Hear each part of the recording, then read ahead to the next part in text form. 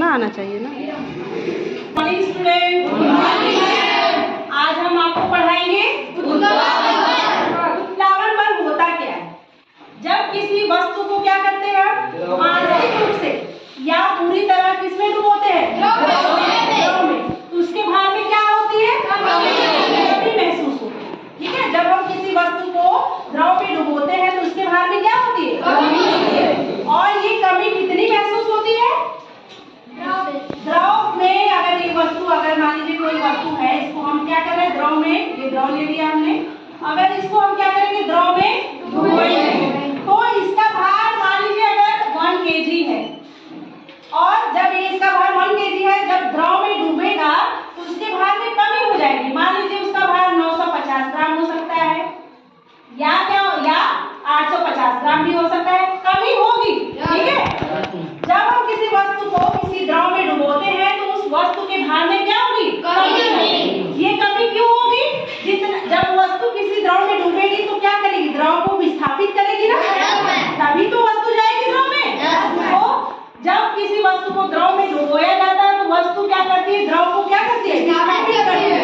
तो विस्थापित द्रव का क्या होता है, भार, जितना भार होगा विस्थापित द्रव का, उतने ही भार क्या होगा, उसकी वस्तु के भार में कमी आएगी। ठीक है, जब किसी, तो इसका कहने का मतलब, जब किसी वस्तु को हम किसी द्रव में डुबोते हैं तो वस्तु के भार में कमी आती है, और ये कमी वस्तु के द्वारा हटाए गए द्रव के भार के बराबर होती है।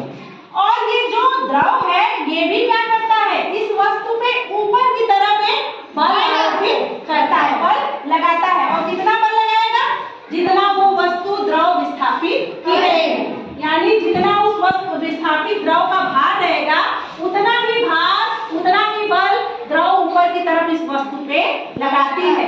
इसी बल को हम क्या कहते हैं, उत्प्लावन बल। यानी उत्प्लावन बल किसे कहते हैं, जो जब कोई वस्तु किसी द्रव में पूरी तरह या आंशिक रूप से क्या की जाती है, डुबाई जाती है, तो वस्तु के भार में कमी आती है। ये भार में कमी कितना बराबर होता है, वस्तु के द्वारा हटाए गए द्रव के भार के बराबर।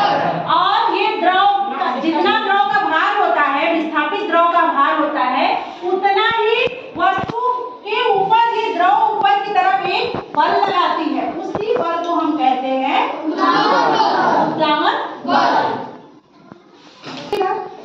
अनुज इधर आइए, ये हमारे पास क्या है, क्या है बेटा, ईंट, और हमने इसमें क्या लिया, बाल्टी में पानी। अब ईंट उठाइए, भारी है, भारी है। अब आप क्या करिए, पानी में डालिए, क्या महसूस किया, हल्का, ऊपर उठाइए एक बार, भारी है, डुबाइए, हल्का महसूस किया ना। यहाँ अनुज ने क्या किया, एक ईंट उठाया, और ईंट क्या है, एक वस्तु ही है, और इसमें क्या भरा हुआ है, पानी। पानी क्या होता है, द्रव। जैसे आपका दूध है और जल है या आपका तेल है, वो सभी द्रव है ना। बैठ जाइए। तो यहाँ पे क्या किया अनुज ने, द्रव में क्या डाला, ईंट यानी वस्तु डाला, तो वस्तु का भार कुछ अलग था पहले। जब इसने क्या किया, वस्तु को द्रव में डुबोया, यानी पानी में डुबोया, तो उसको क्या महसूस हुआ, कि हल्कापन महसूस हुआ, भार में कमी हुई होगी तभी तो हल्कापन महसूस हुआ। वही कह रहा है कि जब किसी वस्तु को हम क्या करते हैं, द्रव में डुबोते हैं, तो उसके भार में क्या होती है, कमी होती है, और ये कमी वस्तु के द्वारा हटाए गए द्रव के भार के बराबर होती है।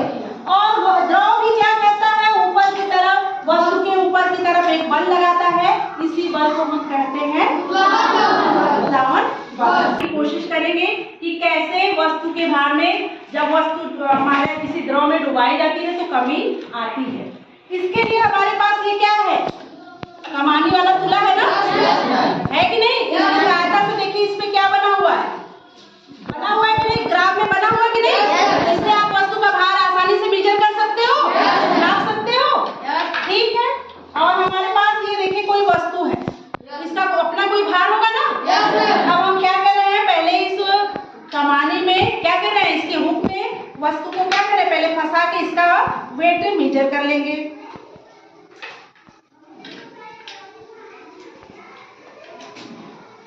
इधर आओ बेटा, एक लोग आइए, इसको पकड़ो, थोड़ा गीला हो गया। पकड़ो इसका पॉज कर दो बेटा, पॉज। अब देखिए आपको कुछ दिख रहा है? देखिए इसका भार कितना हो गया? 50 नहीं, कितना है? 60 हो गया ना, यानी 60 ग्राम। इस वस्तु का भार कितना है? अब हम इसको कहाँ डुबोएंगे? द्रव में। तो देखते हैं, हमने उदाहरण पर पढ़ा है कि द्रव में जो डुबोने पे वस्तु के भार में क्या हो जाती है? कमी हो जाती है। तब हम इसको डुबो के देखते हैं। देखिए, दिख रहा है आपको? आपने 60 देखा था,